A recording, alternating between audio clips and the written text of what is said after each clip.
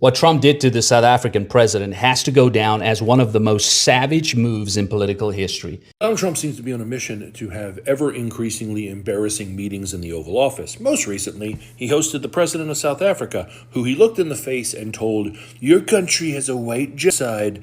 And the president was like, "Well, respectfully, no, that's not happening." And Donald Trump's like, "Yes, it is." And then he pulled out evidence, only that evidence has all been debunked. I think if there's one thing no one is talking about, ladies and gentlemen, is the fact that the president of South Africa had to fly to the United States to go and sit with Donald J. Trump in the Oval to explain matters and affairs of his country.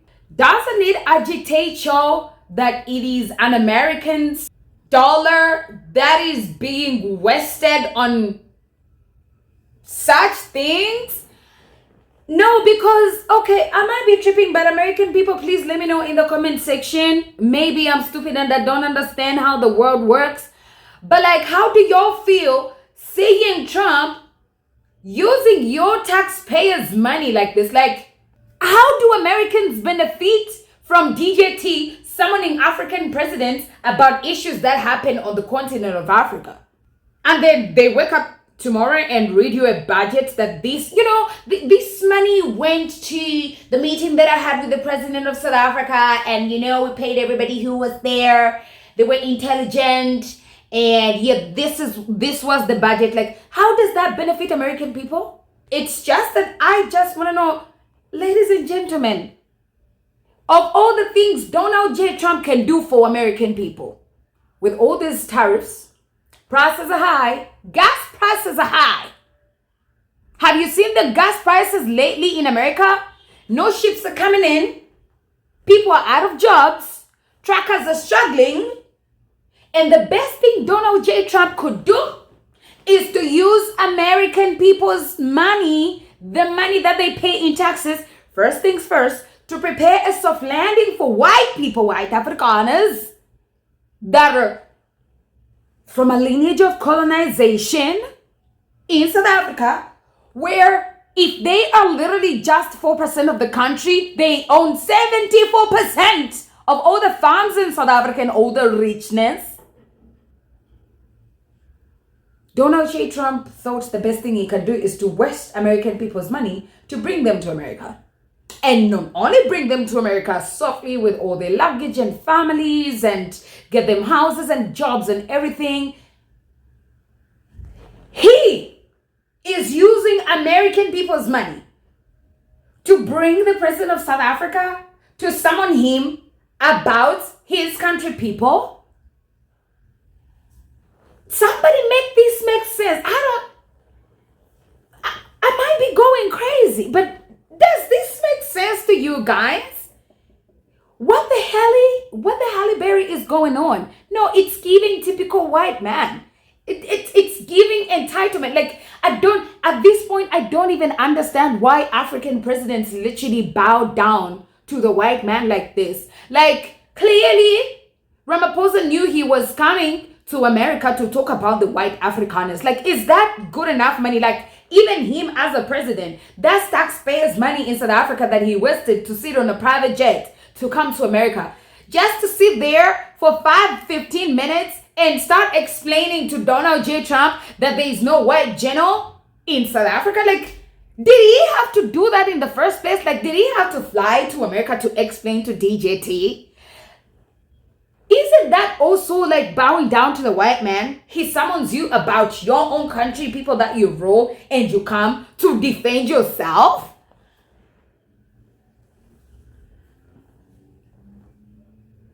I might be tripping. Maybe I'm crazy. But ladies and gentlemen, let's talk about it. Let me know what you think in the comment section, because at this point, I don't even see that essence. Okay, they had a meeting in the Oval, all right. How did that benefit American people? Just so that we can know. How did it benefit American people? Bottom line is, it's American people's taxes that are being used to fund these white Afrikaners. Okay, you brought in the president so that he can explain that they are not being whatever in South Africa. How Americans benefiting from that?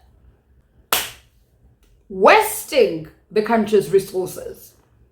Out of every problem Americans have right now, the best thing DJT could do was to waste more taxpayers' money. Like, how does this concern America? And even to Ramaphosa himself. Okay, you sat there 15, 30 minutes, you had a conversation trying to convince Trump that your white people that you rule, they are okay. Okay. And did that stop him from bringing in more Afrikaners? No. Did that stop DJT from using taxpayers' money to fund these white people and give them a soft landing? No. So, what was the essence? What was the reason? What was the reason apart from wasting people's money?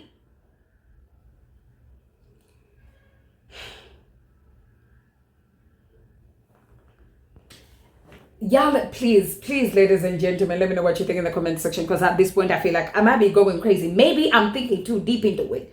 It's just that at this point I'm seeing this entire commotion on the internet. I don't understand, how is it helping our citizen in America to live a better life? How is this conversation with Trump and Ramaphosa helping a South African live a better life? Absolutely not, according to me. So both presidents wasted people's money, taxpayers' money, to sit in the Oval for 2 minutes. And the internet is going crazy, buzzing. Oh my God, it's giving the Zelensky moment. Hello? Did you see Walmart and Target? Prices are high. Okay? People cannot afford food, basic needs, gas. Prices are high. And the best thing DJT could do was to fly in people so they can convince Americans? Like, was Donald J. Trump trying to justify why he brought in these Afrikaners? I don't get it. How did that benefit an American person who does not have a job? Truckers are out of jobs. Was this conversation any helpful to Americans that don't have jobs right now?